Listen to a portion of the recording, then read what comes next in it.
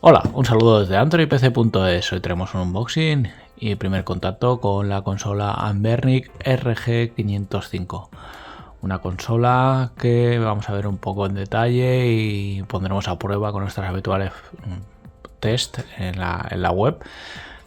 Una consola que tiene un formato tipo PSP y que cuenta con un SoC Unisoc T618 con dos núcleos Cortex A75 y 4 A55 a 2 GHz y una GPU Mali G52MP3, 4 GB de memoria RAM y 128 GB de almacenamiento integrado. Como decimos, monta una pantalla OLED de 4,95 pulgadas, igual a la de la PSP OLED, con una resolución de 960 x 544, Wi-Fi AC y Bluetooth 5.0, una batería de 5000 mAh y dos altavoces bastante buenos de 2 vatios, jack de 3,5 y USB-C. Cuenta con sistema Android 12. Como decimos, esta consola es Android. El SoC Unisoc que lleva, por desgracia, todavía no han conseguido encontrarle el truco para meterle Linux y meterle un sistema nativo que no sea Android.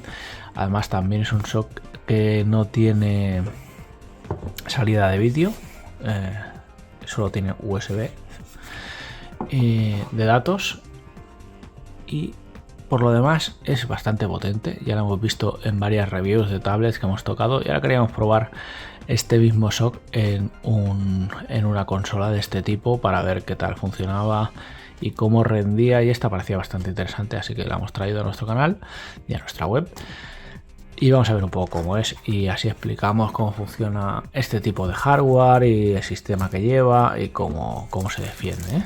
Aquí tenemos la consola que viene protegida, como hemos visto un poco. Viene un pequeño manual con sobre todo es interesante el manual, echarle un ojo, porque nos explica las teclas de acceso y la combinación de teclas que podemos apretar para parar el emulador que estemos usando y entrar en modo para salvar partida y demás, y cómo volver al escritorio y otras funciones. Estas son en inglés, pero vale la pena, como decimos, sobre todo esta parte que es donde explica cómo usar las teclas, ¿eh? Después, cuando estemos jugando, diremos cómo puedo volver al menú, pues lo ponía ahí. También viene un cristal de protección para la pantalla, y aquí viene el cable de carga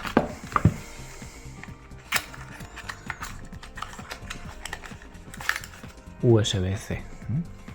Básicamente este es un SoC que hemos visto en algunos móviles y sobre todo en tablets. Es un SoC que ha triunfado mucho en tablets y que está bastante bien por el precio. Las tablets se mueve muy bien el sistema, la verdad, y lo han convertido en consolas también, claro, como no.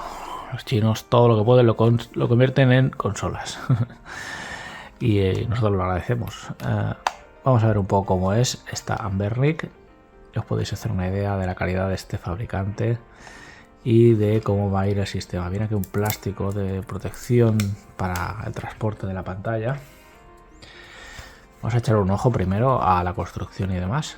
Como vemos, ahí tienen los botones un poquito sueltos, pero es normal, ¿eh? Es el juego que tiene normal. Un diseño bastante atractivo, así un poco retro y demás. Tenemos dos controles analógicos ahí, bastante pequeños y planos, ¿eh? Si no nos gustan mucho este tipo de controles tan pequeños, pues es un poco encordio, pero si no tenemos problema, pues va bien porque son muy compactos. Una cruceta con un tacto bastante bueno. Botón Start Select, 4 botones de acción aquí, y XBA. Tiene un buen pulsado, pero son muy pequeños y están muy juntos, ¿eh? Hay que tenerlo en cuenta también, depende de las manos que tengamos, pero bueno, para este formato ya están en proporción. Luego aquí arriba tenemos dos pulsadores L2 y dos pulsadores L1, R1, los típicos gatillos. Estos tienen una posición un poco peculiar, pero bueno, está bastante bien. Llegamos a todo. Los de abajo sí que son un poquito más forzados la posición. La cruceta de los botones está bien. Y estos pulsadores, los dos, L2, R2, si tenemos los dedos un poco cortos, pues sí que nos puede costar, pero en general está bastante bien. Son pulsadores, no tienen recorrido. En este lateral tenemos el control de volumen y en este tenemos el botón de pasar al propio menú de Anbernic, que ahora veremos, para los emuladores, y este botón que es el de volver atrás o home de Android. Y luego aquí tenemos dos altavoces que ya veremos que se escuchan bastante bien, una tarjeta micro SD donde podemos meter juegos y demás, pero en las consolas Android normalmente tenemos bastante almacenamiento interno y lo podemos usar para meter los juegos también, ¿no? Y nos hace falta la micro SD, que esto es básico normalmente en las consolas Linux, que tienen con menos almacenamiento interno y entonces usan más la micro SD, que es perfectamente válida para juegos. Este es el botón de encendido y aquí en la parte trasera tenemos el jack de audio y USB-C de carga y datos. Se conecta como si fuese una tablet o un móvil al PC y funciona exactamente igual. Tiene vibración y aquí detrás tiene también dos pads antideslizantes para la mesa. Como vemos, no tiene ninguna forma ergonómica para reposar las manos, es bastante recta. Pero bueno, es agradable de llevar. Quizá a mí las tetillas estas, los controles analógicos son un poco pequeños para mí, pero son correctos, Vamos a encenderla, hay que dejar apretado aquí y entran con una vibración bastante potente. Ya vemos cómo se enciende ahí. Con este hardware podemos emular hasta PlayStation Portable bastante bien, y Dreamcast, algunos juegos de Wii.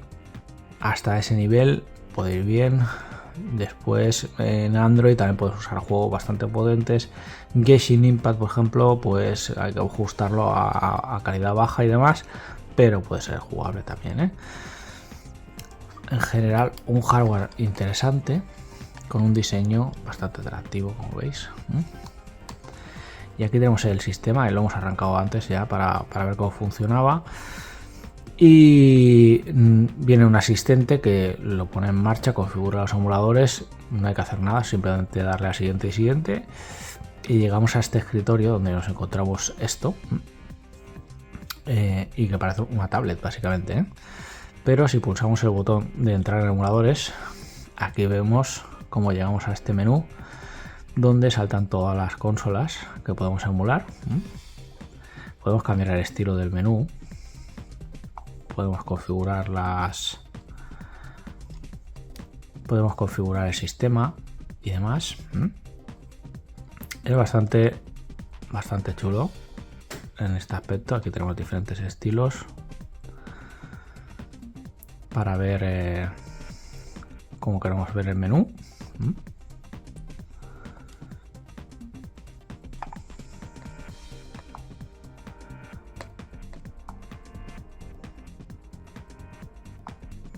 ¿Habéis visto? Bastante atractivo en este aspecto. Vamos a ponerlo por defecto, así. Esto es como se ve por defecto. Y aquí podemos entrar en el catálogo y ejecutar los juegos que tengamos metidos. Por otro lado, si pulsamos otra vez aquí, pues volvemos al menú principal donde tenemos todas las aplicaciones. El menú de emuladores en realidad lo que hace es lanzar todos estos emuladores que ya tiene instalados, que a su vez están configurados también con RetroArch, que es básicamente el núcleo de del sistema, RetroArch. Y después estos emuladores independientes, cada uno es una APK y cada uno tiene su configuración. O sea que tenemos diferentes formas de acceder a los emuladores. Tenemos el botón lateral que viene con el lanzador de Anbernic, más sencillo y amigable, y luego tenemos RetroArch, donde podemos configurar todos los núcleos y demás de emulación, y también tenemos los emuladores independientes, que no, eso ya depende del gusto de cada uno. A mí me gustaban los emuladores independientes porque puedes entrar más en detalle y demás para configurarlo. Luego, si queremos subir un poco más el nivel de complejidad, queremos simplificar más la emulación, pues tenemos el RetroArch, o directamente, si no nos queremos complicar nada la vida, pues pulsamos el botón del lanzador de Anbernic y ya está, ya viene con todo configurado. La consola podemos comprar sin juegos o con diferentes tarjetas microSD que ya vienen preconfiguradas con miles de juegos, básicamente, que ya lo podemos meter aquí y no tenemos que preparar nada, sino tendremos que bajarnos pues las ROMs de los juegos que tengamos y demás. Además, esta consola viene con Google Play, que funciona bien. He visto en algunos sitios que las primeras versiones que sacaban no venía Google Play activado correctamente, pero por lo que yo he podido ver sí que viene. Aquí podemos instalar Game Pass para jugar en la nube. Aquí tenemos Moonlight para jugar con un servidor de Nvidia en nuestro PC, por ejemplo, podemos jugar aquí.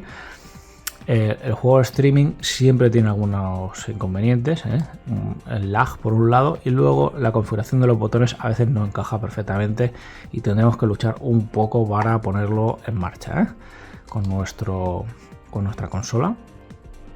Luego vienen diferentes aplicaciones, que es lo bueno de las consolas Android, que podemos usarlas como Android y como una consola retro.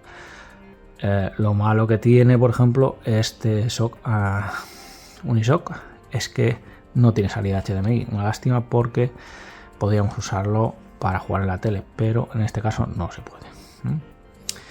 Vamos a ver un juego, cómo se mueve y el sonido.